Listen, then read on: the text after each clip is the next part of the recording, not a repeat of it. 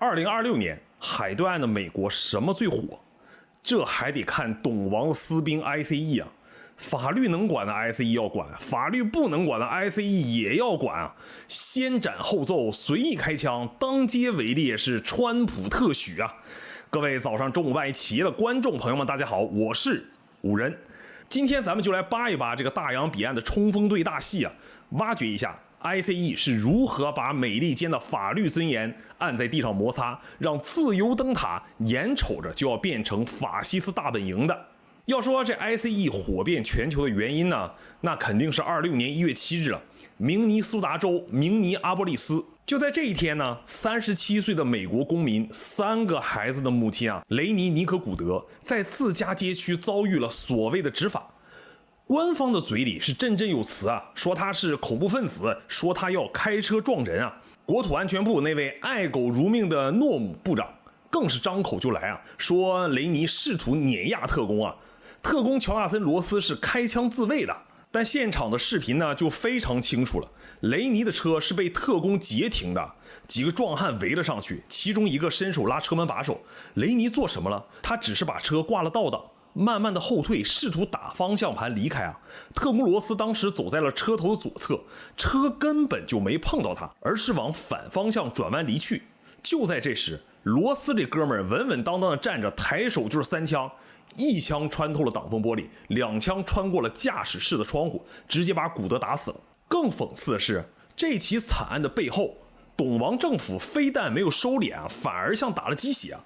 副總統萬斯馬上就跳出來說 ，ICE 還要擴招1萬人，要搞什麼挨家挨戶的搜查。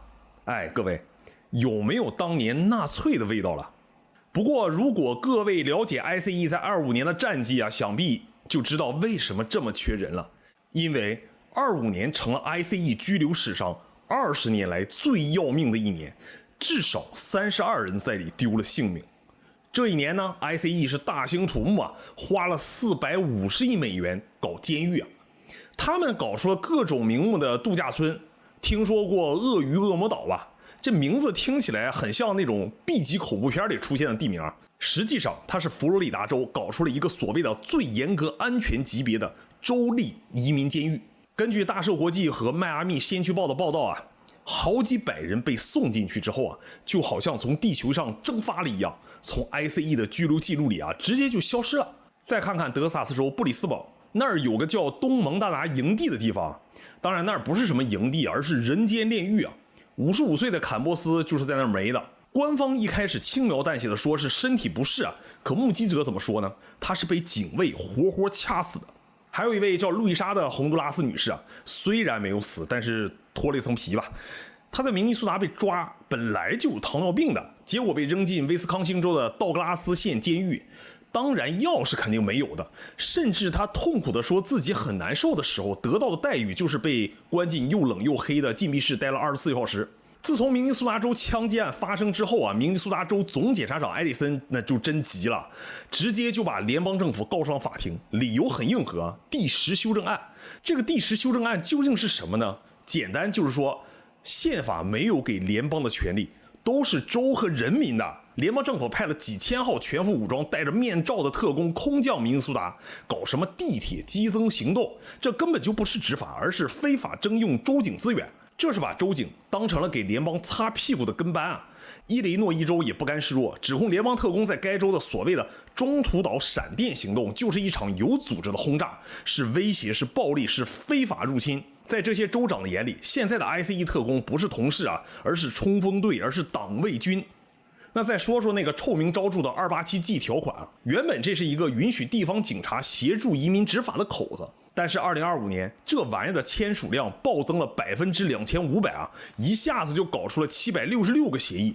最離譜的就是德克薩斯州了，以前這玩意兒就是跟各縣的警長簽嘛，現在這玩意兒玩出了花樣啊 ！ICE 直接跟德州的總檢察長帕克斯顿簽了一個全州範圍的協議。這意味着德州這些原本要調查醫療欺詐、調查網絡犯罪的州調查員啊，現在就搖身一變，也能查你移民身份了。這就把移民執法權下沉到每一條街道、每一個電話亭，讓外來人就防不勝防了。咱們把鏡頭切到芝加哥啊，這兒就仿佛演了一出好萊塢大片啊。在芝加哥南區的一些地區，特工們是不走門的哦，從直升機上直接鎖降下來了，甚至呢，他們還用上了催淚瓦斯、胡椒球，甚至閃光彈哦。25年10月25日，在芝加哥的一個社區啊，本來有個孩子萬聖節遊行，結果呢，ICE 特工直接往人群裡扔了催淚瓦斯，搞得孩子們哭爹喊娘，游行就被迫取消了。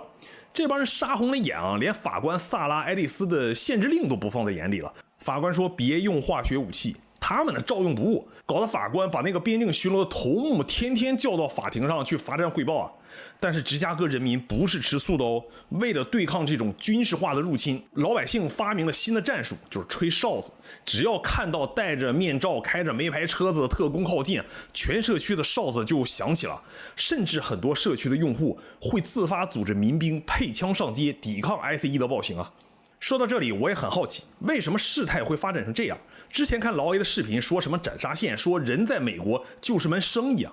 那麼 ICE 為什麼要這麼做？其中有什麼圖謀嗎？我查了一下資料啊，川普簽的那個名字極其自戀的大美法案，簡稱 OBBBA， 那真是大手筆了，1700多億美元直接砸給了國土安全部，其中450億美元專門用來建拘留營啊，這筆錢可比聯邦監獄系統總預算還要多。錢從哪兒來呢？當然是從老百姓的救命錢裡扣了。這法案啊，砍了將近1萬億美元的醫療補助。這也就是說，拿着窮人看病的錢去建關押窮人的監獄。私營監獄巨頭 GEO Group 的老闆啊，笑都合不攏嘴了，說拿到了公司歷史上最大的單子。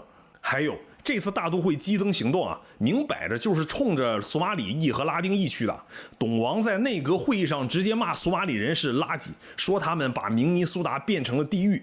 國土安全部部長諾武更是囂張地說，50%的索馬里簽證都是假的。這種仇恨的言論就直接轉化成了街頭的暴行啊！在明尼蘇達，特工抓人根本不看證件啊，只看臉。只要你長得像索馬里人或者膚色深點，哪怕你是土生土長的美國公民，也得被摁在地上摩擦。20歲的美國公民莫拉西侯赛因就是在吃中午飯的路上被抓了，他喊着我是公民，特工才不管呢。他老板拿着照片過來說，特工他不看，先抓進去再說嘛。這種場景就很熟悉了，有沒有像納粹在德國搞民粹的感覺？所以呢 ICE 的橫行可不是抓非法移民這麼簡單呢，這是對法律程序的系統性拆除啊，是对周全的公然践踏，是对人权的各种蔑視。